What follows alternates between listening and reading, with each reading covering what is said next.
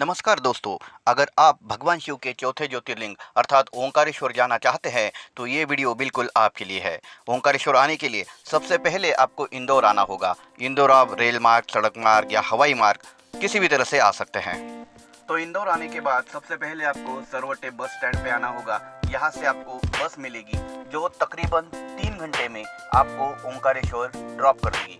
इंदौर से ओंकारेश्वर की जो दूरी है लगभग 70 से 80 किलोमीटर है और इसके लिए आपको बस का किराया लगने वाला है 140 रुपये। यहाँ पर आपके पास दूसरा ऑप्शन भी है, आप उज्जैन पहुँच जाए। उज्जैन पहुँचने के लिए आपके पास रेल मार्ग, सड़क मार्ग के ऑप्शंस है। उज्जैन में भगवान शिव का तीसरा ज्योतिर्लिंग अर्थात श्री महाकालेश्वर स्थित है। आप महाकाल के दर्शन करें। महाकाल के दर्शन हो जाने के बाद आपको आना है चार धाम मंदिर और यहीं से चार धाम मंदिर के पास से आपको ओंकारेश्वर के लिए डायरेक्ट बस मिल जाएगी। उज्जैन से ओंकारेश्वर की दूरी 140 किलोमीटर है और ये बस आपको 4.5 से 5 घंटे में ओंकारेश्वर ड्रॉप कर देगी। और इस एसी बस का किराया जो है वो आपको लगने वाला है 350 रुपये और इसकी टिकट आपको पूरे उज्जैन में बहुत सारे ट्रैवल एजेंट्स हैं उनके पास से आराम से मिल जाएगी।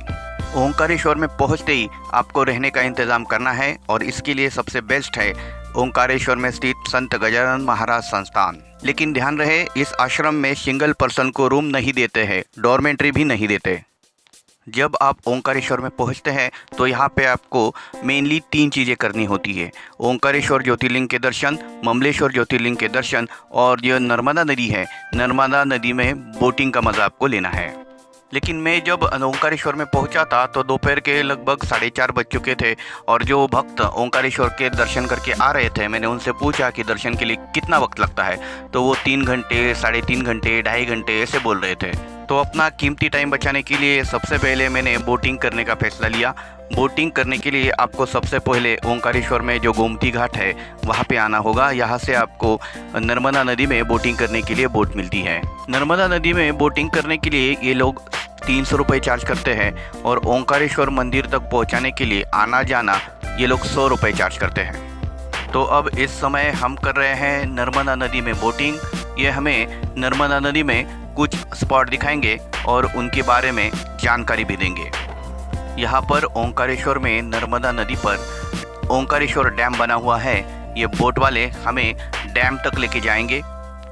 जैसे ही अपनी बोट डैम के नज़दीक पहुँचती है, ये लोग डैम की थोड़ी सी इंफॉर्मेशन देते हैं और फिर वापस घुमाते अपनी बोट को ओंकारेश्वर मंदिर की तरफ। ये ओंकारेश्वर का मंदिर शाम को 9 बजे तक खुला रहता है। अगर आप यहाँ शाम के टाइम पहुँचते हैं तो मैं रिकमेंड करूँगा कि आप यहाँ 6:30, 7, 7:30 बजे तक दर्शन के लिए जाए, क्योंकि इस टाइम भीड़ थोड़ी कम रहती है। ये देखिए हमारे बोट में से श्री ओंकारेश्वर ज्योतिर्लिंग मंदिर कितना ही खूबसूरत दिख रहा है। और ये बोट वाले भैया ओंकारेश्वर मंदिर से और आगे ये बोट लेके जा रहे हैं और ये हमें अब दिखाने वाले हैं शंकराचार्य का सबसे बड़ा स्टैचू।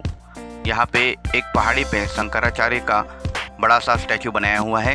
ये स्टैचू हमें ये बोट से दिखाने वाले हैं। नर्मदा नदी पर एक बड़ा पुल बना हुआ है जो मेरे पीछे आप अभी देख रहे हैं। उस पुल से भी ये स्टैचू स्पष्ट रूप से नज़र आता है। शंकराचार्य जी का स्टैचू देखने के बाद ये बोट वाले भैया फिर से बोट अपनी वापस मोड़ लेते हैं और अगर आप चाहें तो आपको ओंकारेश्वर के मंदिर के सीढ़ियों तक ये बोट ड्रॉप कर देती है, नहीं तो वापस आप गोमुख घाट चले आइए बोट के द्वारा। दोस्तों आपको बता दूं कि सुबह से लेकर शाम तक अंधेरा हो जाने तक ये बोट सर्विस यहाँ पे चलती रहती है गोमुख घाट में ओंकारेश्वर में। ओंकारेश्वर ज्योतिर्लिंग में जो गोमुख घाट है नर्मदा नदी पर, वहाँ पे बहुत सारी बोटें आपको देखने को मिलेगी। ये देखकर आपको ऐसा लगेगा कि ये शायद बोटों का पार्किंग ही है। ये देखिए ये सीढ़ियाँ हैं, अगर आप चाहें तो बोट आपको यहाँ पे उतार देगी और इन सीढ़ियों के मदद से आप सीधा जाकर पहुँच सकेंगे ओंकारेश्वर मंदिर में। शाम के 5 बज चुके हैं लेकिन अभी भी यहाँ पे भीड़ कम नहीं हुई है, इसलिए हम वापस आए हैं अपने गोमुख घाट पे। 3 में से हमारा एक लक्ष्य तो पूरा हो गया जो कि था बोटिंग। अब और 2 बचे हैं, एक की ओंकारेश्वर जी का दर्शन और दूसरा है ममलेश्वर ज्योतिर्लिंग का दर्शन। आपको बता दें कि यहाँ पे 2 ज्योतिर्लिंग है, एक है श्री ओंकारेश्वर और दूसरा है श्री ममलेश्वर जी। दोनों ज्योतिर्लिंग के दर्शन आप जब करेंगे तब आपकी एक ज्योतिर्लिंग की यात्रा पूरी हुई ऐसा माना जाएगा। तो चलिए चलते हैं, हम सबसे पहले ममलेश्वर जी के दर्शन करते हैं, जो कि गोमुख घाट से महज 500 मीटर दूर है और यहाँ पर ओंकारेश्वर से कंपैरेटिवली थोड़ी सी भीड़ कम रहती है। तो हम सबसे पहले जाएंगे ममलेश्वर जी का दर्शन करने के लिए। गोमुख घाट से ममलेश्वर ज्योतिर्लिंग आने के लिए हमारे पास 2 रास्ते हैं। पहला वाला ये है कि हम सीढ़ियों के माध्यम से यहाँ आ सकते हैं, सीढ़ी वाला एक रास्ता है, और दूसरा रास्ता जो है वो सीधा ढलान वाला रास्ता है, प्लेन रास्ता है। आपको जो रास्ता पसंद आए उसी रास्ते से आप यहाँ पहुँच जाए। वो ये ज़्यादा दूर नहीं है, महज 500 मीटर ही दूर है। और ये जो आप देख रहे हैं ये ममलेश्वर ज्योतिर्लिंग का मुख्य मंदिर है। यहाँ से हम अंदर दर्शन के लिए अब जाने वाले हैं। तो चलिए चलते हैं श्री ममलेश्वर ज्योतिर्लिंग का दर्शन करने के लिए। ममलेश्वर ज्योतिर्लिंग में एक नगाड़ा और एक नंदी की प्रतिमा विराजमान है। ओंकारेश्वर के मुकाबले यहाँ पे आपको ज़्यादा भीड़ देखने को नहीं मिलेगी, लेकिन ध्यान रहे ओंकारेश्वर का दर्शन करने के बाद ममलेश्वर का दर्शन करना अनिवार्य है। और ये है श्री ममलेश्वर ज्योतिर्लिंग का मुख्य ज्योतिर्लिंग। आप घर बैठे अभी भगवान शिव के दर्शन कर सकते हैं। ममलेश्वर ज्योतिर्लिंग मैं तो सीढ़ी वाले रास्ते से आया था, प्लेन वाला रास्ता कैसा है चलिए आपको मैं दिखाता हूँ।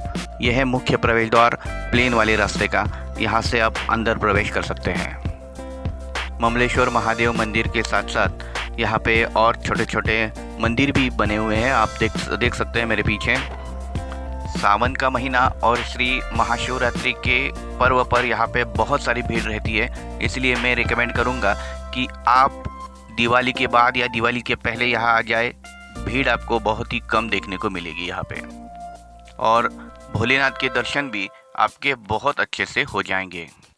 ममलेश्वर जी के दर्शन करने के बाद और अभी हमें जाना है ओंकारेश्वर जी के दर्शन करने के लिए। तो यहाँ पे आने के लिए आप बोट के माध्यम से भी आ सकते हैं, नहीं तो आपके पास दूसरा ऑप्शन है झूला पुल का। ये जो मेरे पीछे आप देख रहे हैं ये झूला पुल है। इस झूला पुल को क्रॉस करके भी आप ओंकारेश्वर ज्योतिर्लिंग के दर्शन करने पहुँच सकते हैं। चलिए आपको समय बता दूँ, अब टाइम हो गया है, शाम के 6:45 बज चुके हैं और भीड़ धीरे धीरे कम होती जा रही है। हालांकि ये वीकेंड नहीं है, फिर भी आज बहुत ही भीड़ थी शुक्रवार होने के बावजूद भी, इसलिए हमने पहले बोटिंग की, बाद में ममलेश्वर जी का दर्शन किया, और अब जैसे ही भीड़ कम हुई हम आ पहुँचे हैं ओंकारेश्वर जी के दर्शन करने के लिए। ये है गुम्बद जो देख रहे हैं आप, ये गुम्बद है ओंकारेश्वर ज्योतिर्लिंग का। और इस समय जो आप दृश्य देख रहे हैं ये ओंकारेश्वर ज्योतिर्लिंग है। बाबा भोलेनाथ का श्रृंगार हो चुका है और भीड़ है लेकिन थोड़ी सी कम है, जो कि 15 से 20 मिनट में हमारे दर्शन हो गए। दर्शन हो जाने के बाद अगर आप ओंकारेश्वर में रात को स्टे करते हैं तो अगली सुबह थोड़ी जल्दी उठिएगा, क्योंकि 5 से 5:30 बजे तक भगवान की आरती होती है सुबह सुबह, और भीड़ भी बिल्कुल नहीं रहती। अब देख रहे हैं सुबह के 6 बजे के दृश्य जो अभी आप देख रहे हैं, भीड़ बिल्कुल नहीं है। और अभी मैं मंदिर में मौजूद हूँ, यहाँ बहुत अच्छे से मेरा दर्शन है। अभी श्रृंगार नहीं हुआ है भगवान का, अब मूल ज्योतिर्लिंग का दर्शन आप इस वीडियो के द्वारा कर सकते हैं। यहाँ पर भगवान शिव का जो ज्योतिर्लिंग है वो गोलाकार नहीं है, वो थोड़ा सा त्रिकोणीय आकार का ज्योतिर्लिंग है। आप अच्छे से ज्योतिर्लिंग का सुबह सुबह दर्शन कर सकेंगे। यहाँ से कुछ सीढ़ियाँ हैं जो नीचे नर्मदा घाट की तरफ जाती है। अगर आपको देखना है तो आप यहाँ से नीचे उतर के जाइए, फिर वापस आइए। और हम अभी देख रहे हैं सुबह सुबह के ओंकारेश्वर मंदिर में से ये नर्मदा जी के नज़ारे। ये जो गद्दी है ये राजा मानदाता की गद्दी है, इनके द्वारा स्थापित एक शिवलिंग भी बिल्कुल इस गद्दी के पास में स्थित है, जो आपको यहाँ पे नजर आएगा।